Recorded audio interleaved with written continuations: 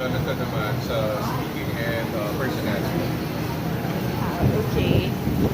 So, it's not your first time to be a mentor, diba? Yep, yep. Baka may ito mahangin masyado. Diyan Go pala ahead, go ahead. Oo.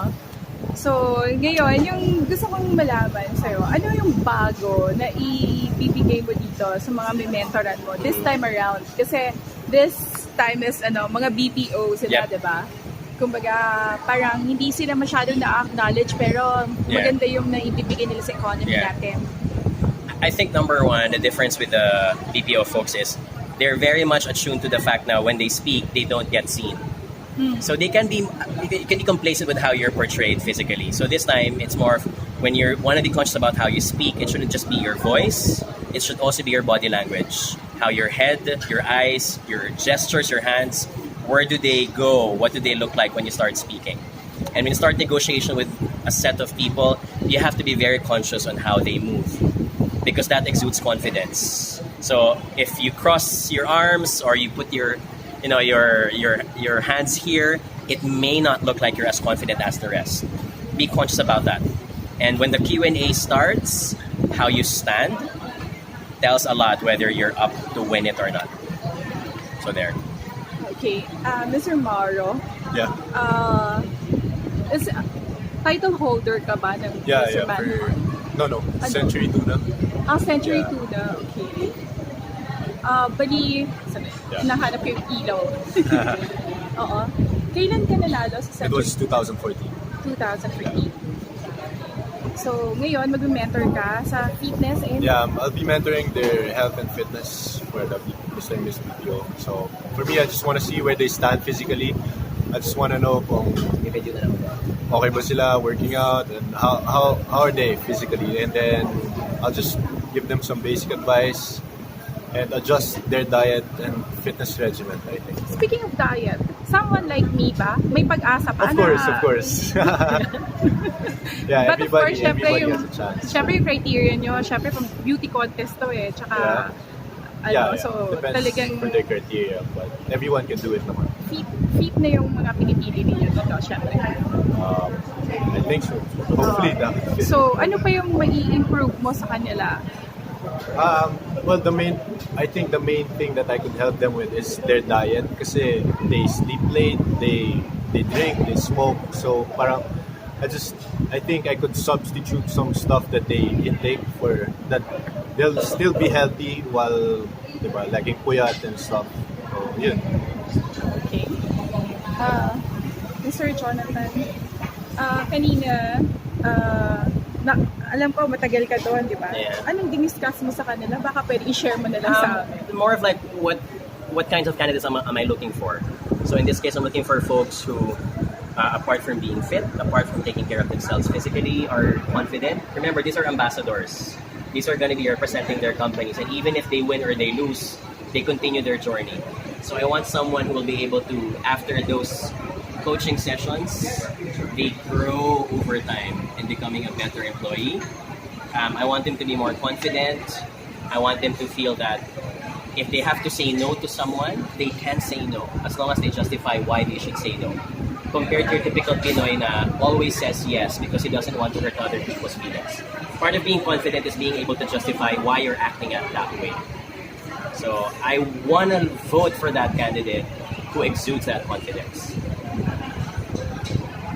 Yun nga daw, isa sa secret ng pagiging successful ng mga taong successful nga is they know when to say no. Hindi Yep. sila natatakot mag-no. Yep.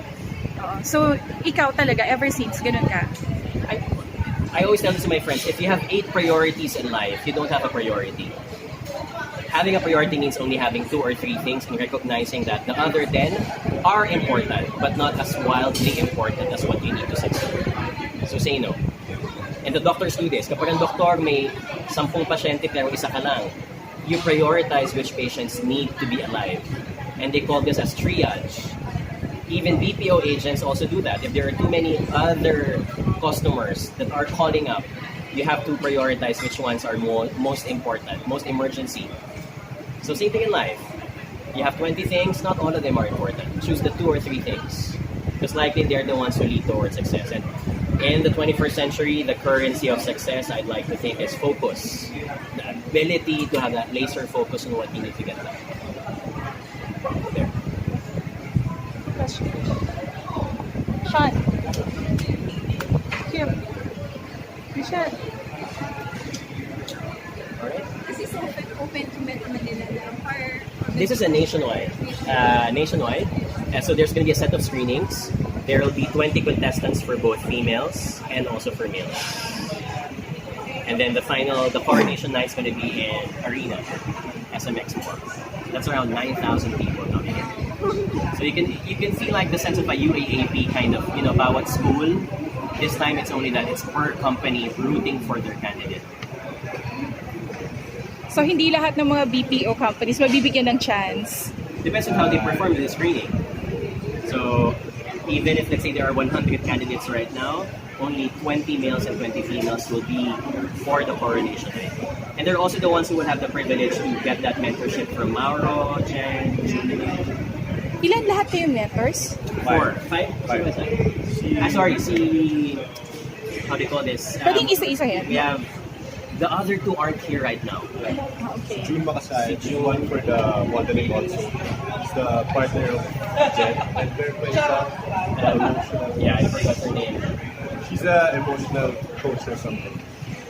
So about Akala ko siya psychological, no, that's personality and public confidence, public speaking. So we have one more is about emotional intelligence. Creation. Pero sa tingin ko naman, yung mga BPO naman, siguro talagang kailangan nila yun. Kasi nagsasalita sila behind the telephone lang. Hindi talaga actual. So, kailangan talaga nila ng coach para mag-build yung confidence nila in front of the public. It's different kapag, you can be very confident now kasi alam mong walang tumitingin. But the moment you find out that someone's looking at you, bigla ka magiging conscious and your confidence level goes down. Na may mental block. Yeah, the mental block. Anong solution mo sa mental block? Have you experienced it? Number 1, try to find the reason why you feel scared. And there are many reasons why. Are you afraid of judgment? Are you afraid of being outcast? And understand that this is just the brain protecting you. So once you find out what the source is, you can be conscious when it happens.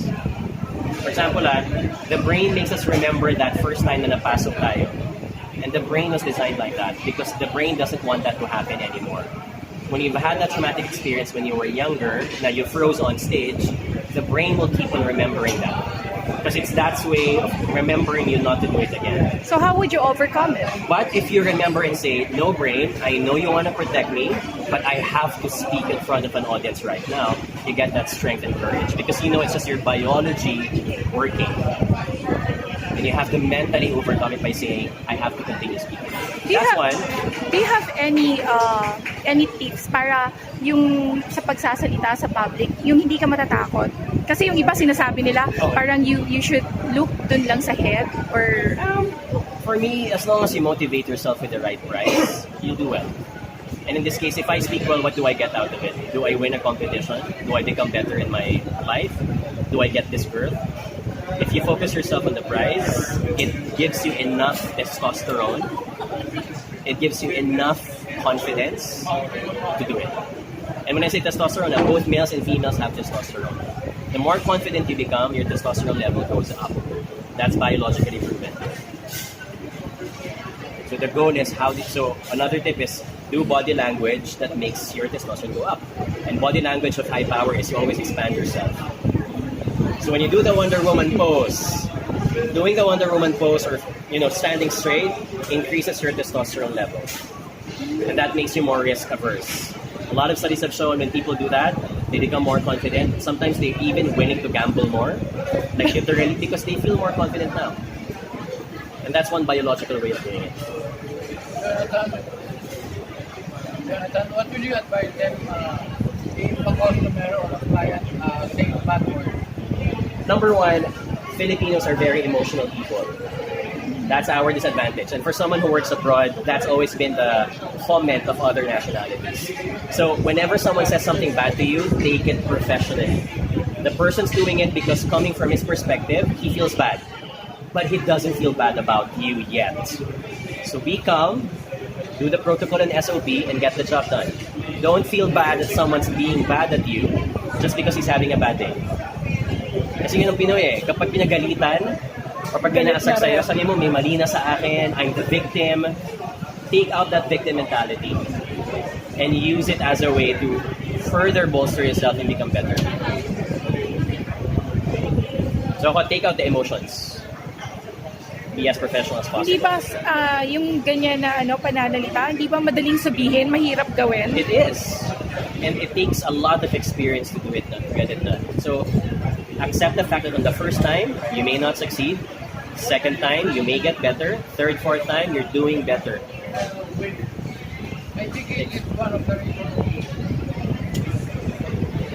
I think it's one of the reasons why turnover in the BPO industry is Very high also. And also because it's a very competitive industry. So the moment someone gives you a better signing bonus, you move on to the next. And again, because these people are very young.